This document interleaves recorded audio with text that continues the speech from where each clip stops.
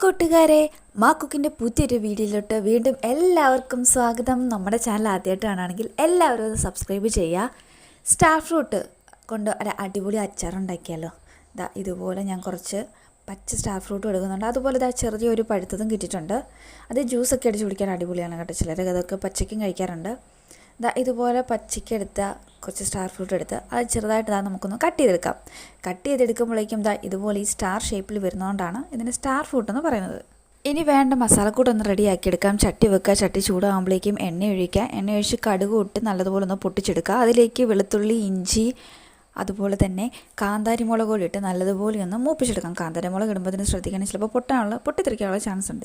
അപ്പോൾ അതുപോലെ തന്നെ അടച്ച് വെച്ചിട്ട് വേണം ഒന്ന് മൂപ്പിച്ചെടുക്കാനായിട്ട്. മൂത്ത് വന്നാൽ മഞ്ഞൾപ്പൊടിയും കായപ്പൊടിയും ഉലുവാപ്പൊടിയും കൂടി ചേർത്ത് നല്ലപോലെ മൂപ്പിച്ച ശേഷം നമ്മൾ സ്റ്റാർ ഫ്രൂട്ട് ഇട്ട് നല്ലപോലെ ഇളക്കി കുറച്ച് വിനീഗർ എടുത്താൽ നമ്മളുടെ അച്ചാർ ഇവിടെ റെഡി ആയിട്ടുണ്ട്. ആവശ്യത്തിന് ഉപ്പുകൂടി ചേർക്കണം. ഇതുപോലെ വെള്ളയ്ക്കാണ് എടുത്തിരിക്കുന്നത്.